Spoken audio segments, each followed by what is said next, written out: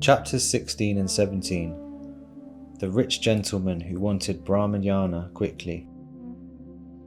The last chapter described how Mr. Chalker's vow of a small offering was completed and accepted. In that story, Sai Baba showed that he would happily accept anything, no matter how small, when it was offered with love and devotion. But if the same thing was offered with pride and conceit, he would reject it. He, being full of Satchitananda, existence, consciousness and bliss, did not care for outward formalities, but if an offering was made in a humble spirit, it was eagerly welcomed and accepted with pleasure. In fact, there is no person more generous and compassionate than a Sadguru like Sai Baba. He cannot even be compared to the Chintamani jewel, the philosopher's stone which satisfies desires, the Kalpaturu, the celestial tree which fulfills our desires, or the Kamadhenu, the celestial cow which gives what we desire. For they only give us what we desire, but the Sadguru gives us the most precious thing, which is inconceivable and inscrutable, reality.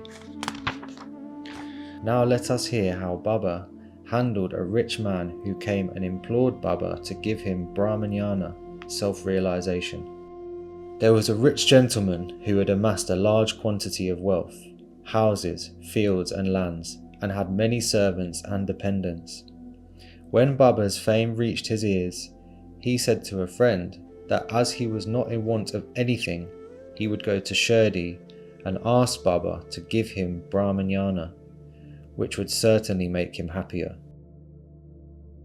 His friend tried to discourage him, saying, "It is not easy to know Brahman, especially for an avaricious man like you, who is always engrossed in wealth, wife and children. Who will satisfy you in your search for Brahma Jnana, if you won't even give one coin in charity?" Not minding his friend's advice, the fellow engaged a tanga and went to Shirdi.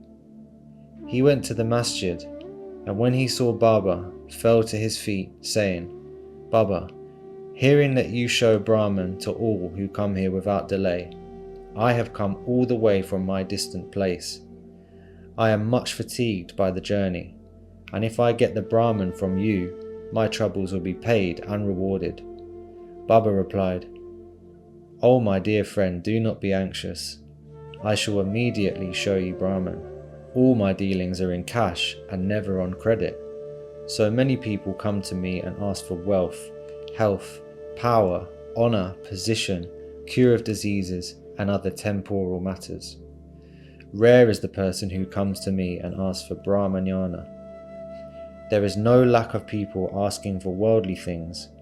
People interested in spiritual matters are very rare. I think it a lucky and auspicious moment when people like you come and press me for Brahma Jnana. So with pleasure I will show you Brahman, and all that accompanies it, and with all its complications." Saying this, Baba started to show him Brahman. He had him sit there and engaged him in some talk which made him forget his question for the time being. Then he called a boy and told him to go to Nandu Marwari and borrow 5 rupees from him. The boy left and returned immediately, saying that Nandu was not there and his house was locked. Then Baba asked him to go to Bala, the grocer, and get a loan of 5 rupees from him. This time the boy was also unsuccessful. This effort was repeated 2 or 3 more times with the same result. Baba was, as we know, the living Brahma incarnate. Some may ask, why did he want the paltry sum of 5 rupees? And why did he try hard to get it on loan? Really, he did not want that sum at all. He must have fully known that Nandu and Bala would not be at home. And he seems to have adopted this procedure as a test for the seeker of Brahman. That gentleman had a bundle of currency notes in his pocket. If he were really earnest, he would not have sat quietly and been a mere onlooker when Baba was frantically trying to get the paltry sum of 5 rupees. He knew that Baba would keep his word and repay the debt, and that the sum wanted was insignificant. Still he could not make up his mind and advance the sum. Such a man wanted the greatest thing in the world from Baba, Brahma Jnana. Any other person who really loved Baba would have given 5 rupees at once, instead of being a mere onlooker. This was not the case with this man. He advanced no money, nor did he sit silently, but instead began to become impatient, as he was in a haste to return. So he implored Baba, saying, "Oh Baba, please show me soon." Baba replied, "Oh my dear friend, did you not understand the process that I went through sitting here to enable you to see Brahman? It is in short this: to see Brahman, one has to surrender 5 things. Number 1, 5 pranas, vital forces. Number 2, 5 senses. 5 of action and 5 of perception. Number 3, mind. Number 4, intellect. Number 5, ego.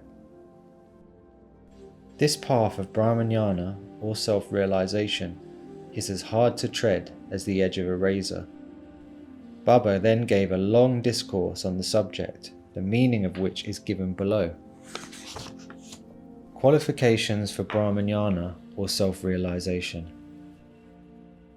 The knowledge of self is so subtle and mystic that no one can ever hope to attain it through his own individual effort. So the help of a teacher who has himself attained self-realization is absolutely necessary.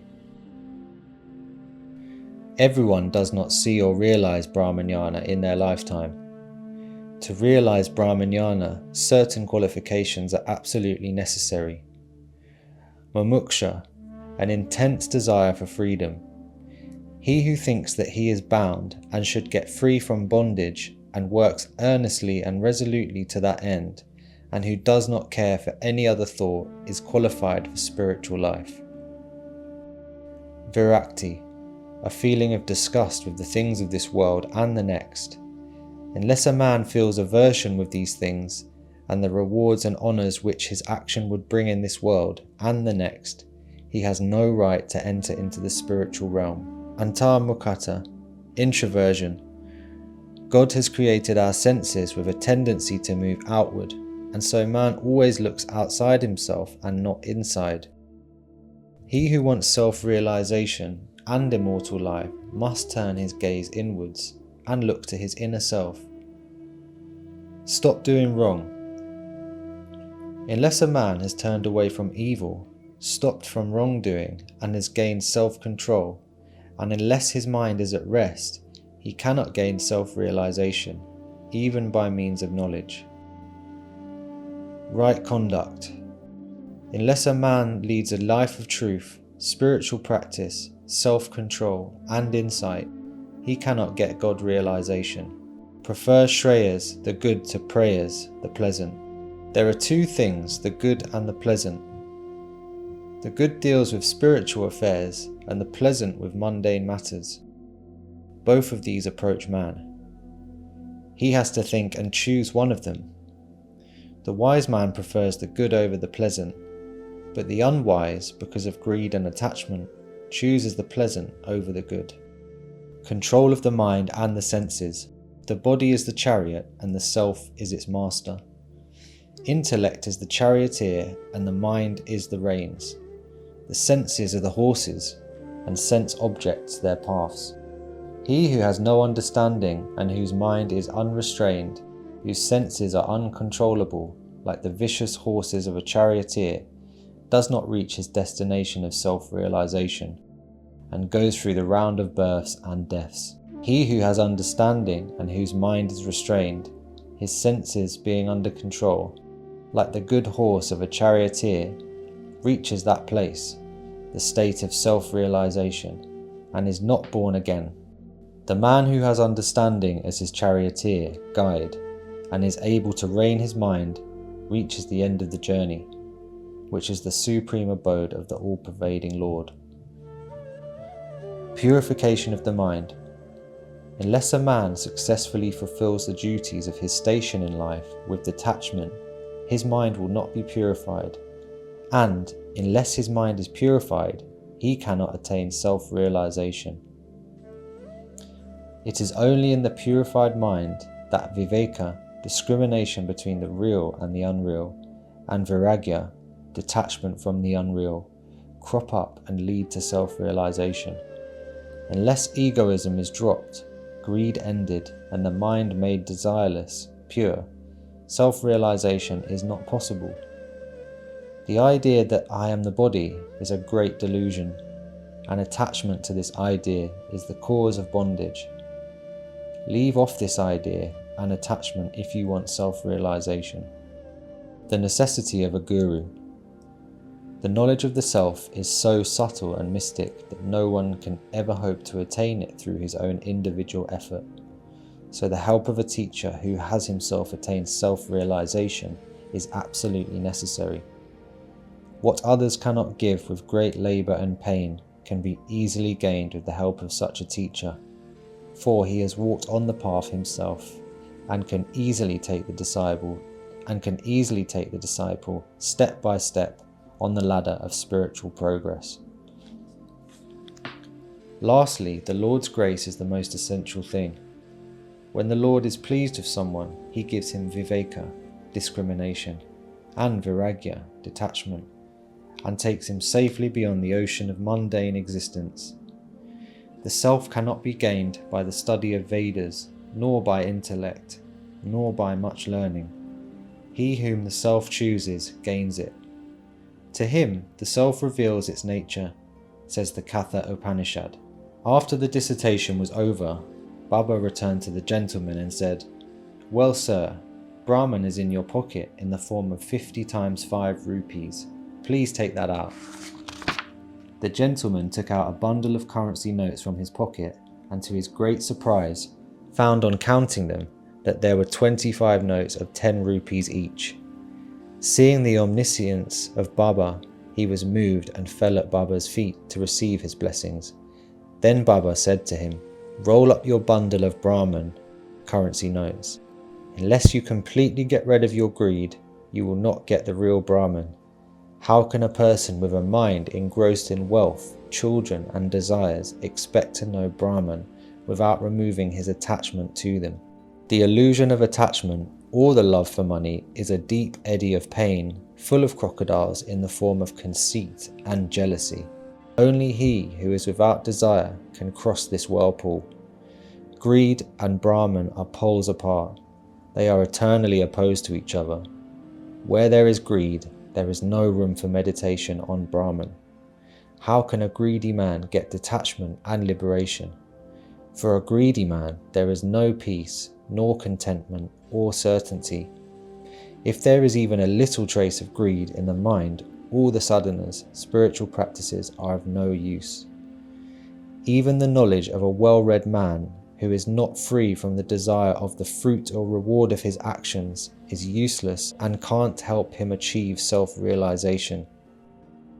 The teachings of a guru are of no use to a man who is full of egoism and who always thinks about sense objects. Purification of mind is absolutely necessary. Without it, all our spiritual endeavours are nothing but useless show and pomp. It is better for one to take only what he can digest and assimilate. My treasury is full, and I can give anyone whatever he wants, but I have to see whether he is qualified to receive what I can give. If you listen to me carefully, you will certainly benefit.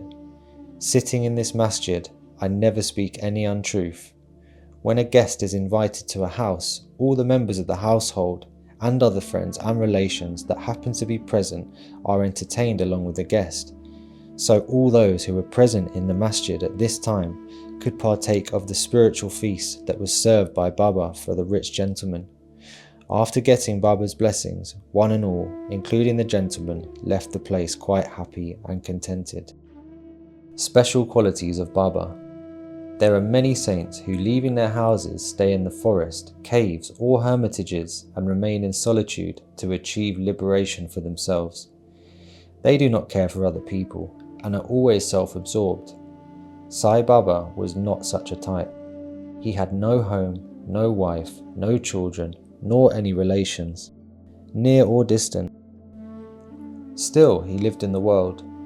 He begged his bread from 4 or 5 houses, always lived at the foot of the neem tree, carried on worldly dealings, and taught people how to act and behave in this world. Rare are the sadhus and saints who, after attaining God realization, strive for the welfare of the people.